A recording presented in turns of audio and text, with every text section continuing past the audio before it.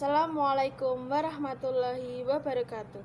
Perkenalkan, nama saya Diah Oktania Rosa dari Prodi D4 Administrasi Perkantoran Fakultas Ekonomi Universitas Negeri Yogyakarta.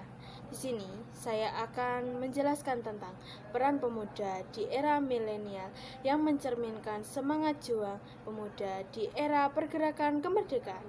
Selamat menyaksikan. Pancasila tidak dapat dipisahkan dari sejarah negara Indonesia. Seperti apa sih sejarah negara Indonesia? Sejarah Indonesia sejak zaman sebelum kolonialisme menunjukkan kejayaan di berbagai bidang kehidupan. Masuknya agama-agama besar di Nusantara menandai dimulainya kehidupan beragama pada masyarakat. Agama merupakan sistem atau prinsip kepercayaan kepada Tuhan atau dewa atau yang lain dengan ajaran kebaktian dan kewajiban-kewajiban yang bertalian dengan kepercayaan tersebut. Sebelum negara Indonesia terbentuk pada 17 Agustus 1945, bentuk pemerintahan adalah kerajaan-kerajaan, baik besar maupun kecil yang tersebar di Nusantara.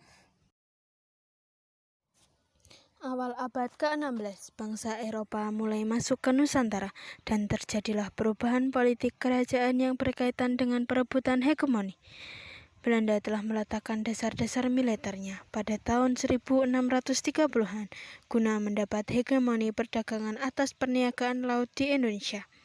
Kontak dengan bahasa Eropa telah membawa perubahan-perubahan dalam pandangan masyarakat, yaitu dengan masuknya paham-paham baru seperti liberalisme, demokrasi, nasionalisme.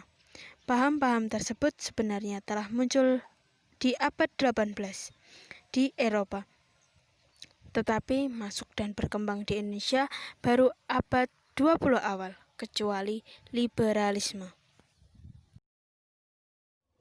Semangat nasionalisme semakin menyala dalam diri tokoh nasionalis Indonesia. Peristiwa sejarah yang menguatkan nasionalisme Indonesia adalah Sumpah Pemuda 28 Oktober 1928. Sumpah Pemuda merupakan kebulatan tekad para pemuda yang mewakili masing-masing daerah pada Kongres Pemuda II di Jakarta untuk menyatakan diri sebagai satu tanah air, satu bangsa, dan satu bahasa. BPUPKI dibentuk untuk menyelidiki kemerdekaan Indonesia. Sidang pertama BPUPKI membahas tentang dasar negara. Perjuangan bangsa Indonesia di dalam mengusir penjajah dimulai sejak zaman kerajaan-kerajaan tetapi bersifat parsial kedaerahan. Datangnya Jepang menambah penderitaan kaum pribumi sehingga rakyat banyak yang menderita dan tersiksa. Pada akhirnya kekalahan Jepang melawan sekutu telah memberikan berkah tersembunyi bagi bangsa Indonesia untuk mewujudkan negara Indonesia tanpa campur tangan pihak asing. Walaupun BPUPKI dibentuk oleh Jepang, tetapi aktivitas sidang-sidang BPUPKI tetap didominasi oleh pemikiran para tokoh-tokoh pendiri bangsa yang telah terbukti perjuangannya sejak lama. Dunia saat ini telah memasuki era milenial di mana era tersebut disebut sebagai masa di mana teknologi berkembang dengan pesat dan menjadi sebuah gaya hidup bagi para generasi di dalamnya. Perjalanan panjang negara hingga saat ini tidak lepas dari warna-warni yang diberikan pemuda yang peduli bagi bangsa dan negaranya. Seperti pidato I.R. Soekarno, "Beri aku 10 pemuda, maka akan kuguncangkan dunia," menyiratkan pesan yang sangat mendalam bahwa pemuda bisa membuat perubahan. Lalu, apa yang harus kita lakukan di era milenial ini agar mencerminkan semangat juang pemuda di era pergerakan kemerdekaan? Keberhasilan suatu negara bisa dilihat dari kualitas bangsanya. Pemuda memiliki peran yang besar bagi perubahan-perubahan sosial di lingkungan, khususnya mahasiswa. Itulah mengapa mahasiswa sering disebut sebagai agent of change.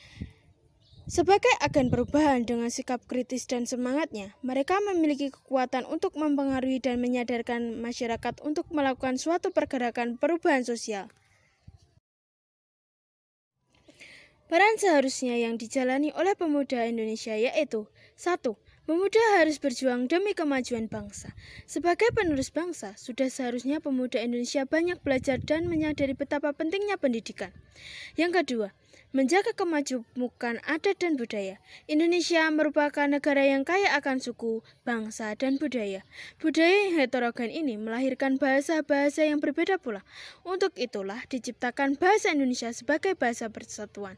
Namun, kita juga dituntut untuk melestarikan bahasa daerah agar tidak punah, walaupun bahasa asing semakin menguasai negeri.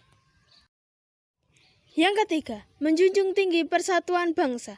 Pemuda memiliki tantangan agar tidak ada lagi perpecahan yang terjadi, menjaga kedamaian dengan sikap saling menghargai dan menjunjung tinggi toleransi antar umat beragama, antar suku dan bangsa maupun antar budaya.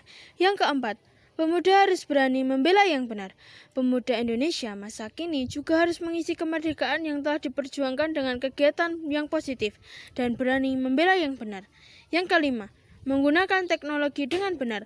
Hendaklah pemuda Indonesia dapat memanfaatkan teknologi saat ini untuk media membangunkan semangat juang para pemuda milenial lainnya.